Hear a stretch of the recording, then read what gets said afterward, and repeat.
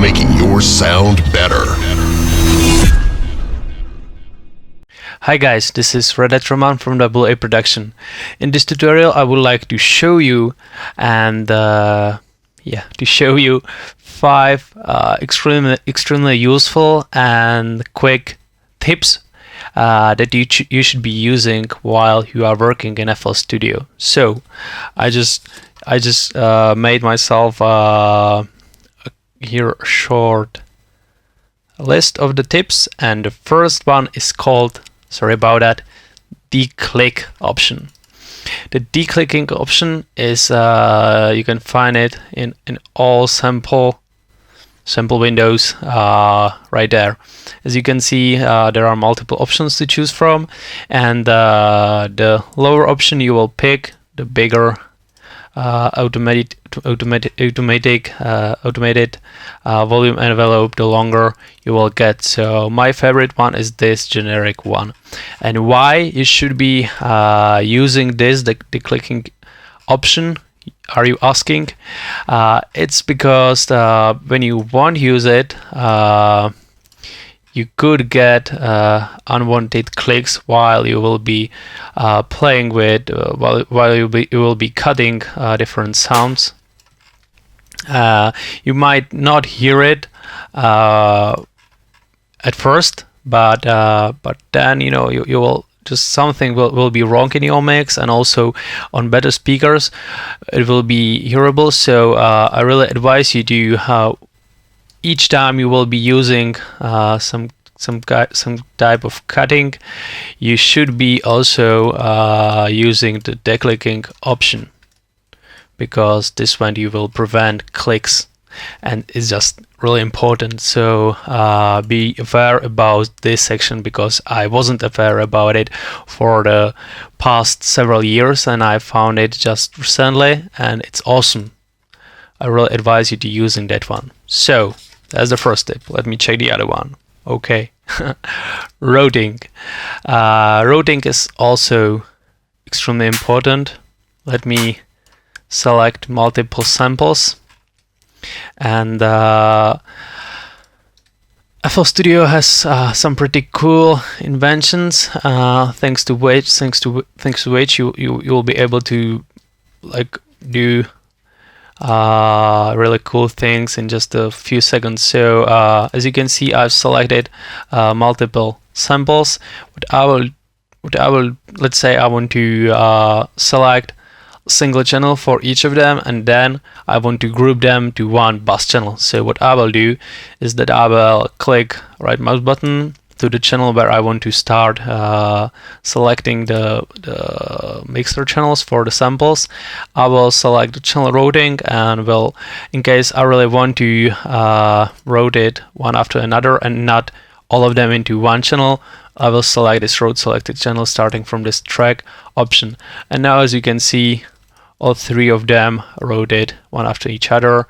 And what I will do next is that I will press the CTRL button. I will press the Shift button, and now I will select just like that by my left mouse click all channels plus the one that I want them to be rotated to, and then I click right mouse button to the bass channel. I'm still holding the two keys, and I will select track routing, and I will select route selected to this track only, and boom, like this you will immediately get this bass channel that you can then compress all of this, all signals that it is accepting, and you can then affect all of these samples together. And at the same time, you can play with the volumes of the individual sounds. You can play with frequencies and stuff. So this is also very important. So that's the second tip. The third tip is called, wait for it. It's called Edison. This I'm not exactly sure how it's called now, but it's just super awesome. It's just extremely awesome. I'm using it all the time for these, mainly for these short samples, because, you know, check this out. If you know some shortcuts, some key shortcuts, you can do just fade in, fade out, you can blur it, you can do whatever you want. By the way, this fade in and fade out, it's really cool. As you can see here, this clip is not perfectly fade out, so you can just, you know, select the part that you want to fade out, then you click Alt F, and this will make the fade out effect. If you want a fade in, you will click Ctrl F, and it's just like that. You can then normalize it, and you can drag and drop it just like that, back to your playlist. So Edison is really a pure heaven when using FL Studio. Now check this out. Let's see, I don't know what key is this sample at. What I will do, I will drag and drop it in there, and then I will select this option, detect pitch regions. I'm using it all the time, and boom, here you can see it's in G. Isn't that great? Let's see what all other options do we have here. Okay, I hear you. Oh, this one is really cool. You know, let me also show you this one. So I'm looking for melodies.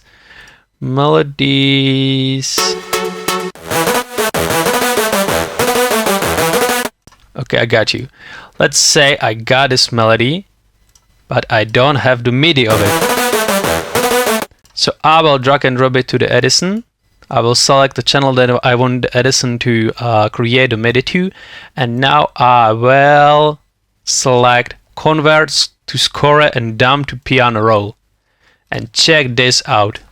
Edison has just created a MIDI loop from the actual audio loop. That is just awesome. So I really believe this one will help you.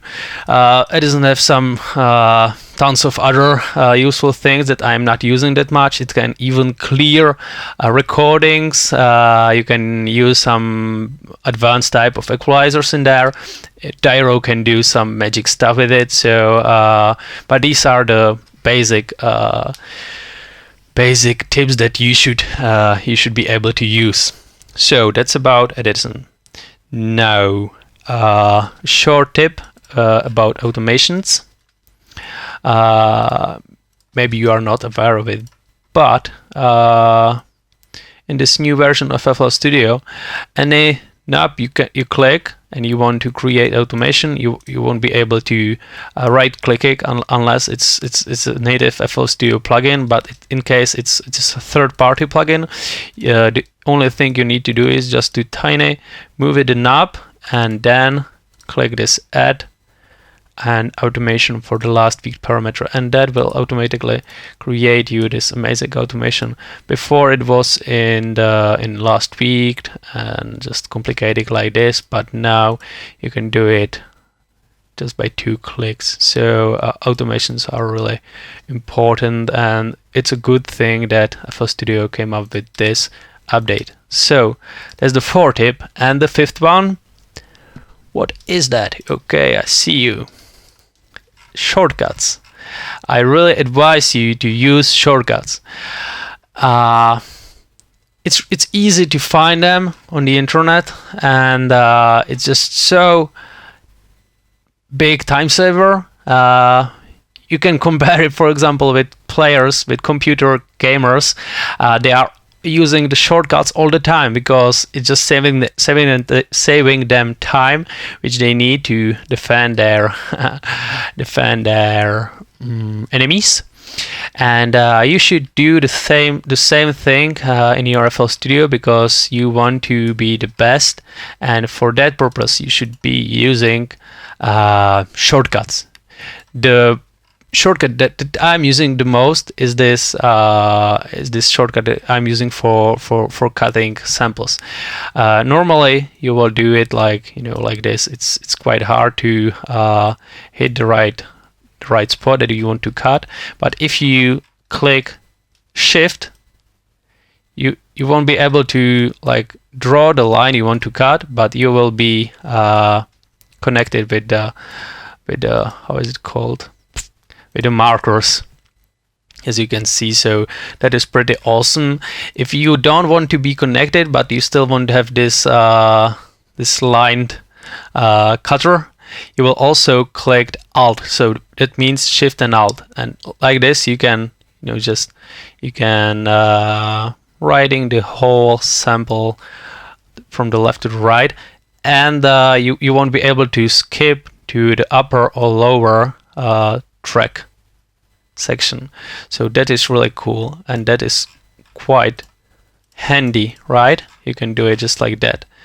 And the other thing is that you just don't need to press left mouse button, but in case you will press the right mouse button, the shorter part of the sample will go away. You can just cut pieces of the sample like this, and this is pretty awesome. I'm using it a lot. So instead of like clicking, if let's say I want to get rid of this sample, so instead of doing it like this, clicking back to the drawer and clicking right mouse button to delete it, I will just do it like that. Boom, it's done. You cannot see it there. So shortcuts. It's all about shortcuts this time, and these are really important. So holding Shift, holding Alt and Shift, and right mouse button plus Shift. Of course, I'm using it all the time. I'm holding the Shift permanently. So yeah, that's about it. That's about the 5 main tips I wanted to show you. Maybe I will figure out some more tips to show you soon. So yeah, just keep an eye on our channel in case you like this tutorial.